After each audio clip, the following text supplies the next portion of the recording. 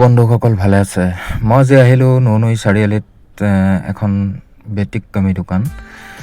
তেওঁলোকে এখন দোকান খুলিছে নতুনকৈ, ঋতু হেয়াৰ কাটিং। এই যে দেখিছে চেলুনত ল'ৰাটোৱে চুলি কাটি আছে, এই চুলি কাটি থকা ল'ৰাজন একে কম বয়সৰ ল'ৰা। তেওঁ এখন চেলুন খুলিছে, আজি ৩-৪ মাহমান হৈছে। তেওঁ নিজৰ জীৱিকাৰ পথ নিজেই বাছনি কৰিছে। কোনো ধৰণৰ চৰকাৰী চাকৰি কিবা বেলেগ প্ৰচেষ্টাত দৌৰি নাথাকি তেওঁ নিজৰ ব্যৱস্থা নিজেই হাতত এখন দোকান ব্যৱসায় খুলি লৈছে।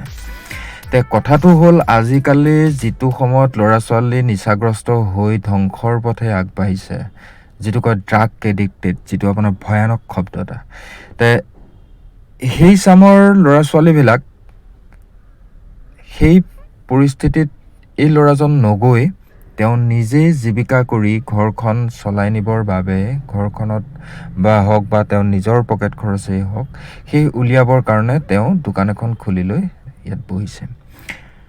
মই আহিছিলোঁ ল'ৰাটোক চুলি কটাম বুলি, দেখিলোঁ যে ল'ৰাটোৱে চুলি কাটিবলৈ আহোঁতে ময়ো কাটি যাওঁ, অন্ততঃ তেওঁ আৰু কিবা এটা পাওক।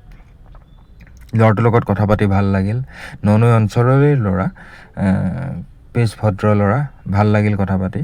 আৰু আগুৱাই যাওক, আমাৰো আশীৰ্বাদ থাকিল ল'ৰাটোৰ প্ৰতি। খুলিছেহে মাথো, তেওঁ কৈছে দাদা দোকানখন বহুত ধুনীয়া কৰিম, কিবা কৰিম। ভাল কথা, দোকানখন আৰু আগুৱাই যাওক, উন্নতি হওক, তেওঁৰো উন্নতি হওক, তেওঁৰ ভৱিষ্যত উজ্জ্বল কামনা কৰিলোঁ।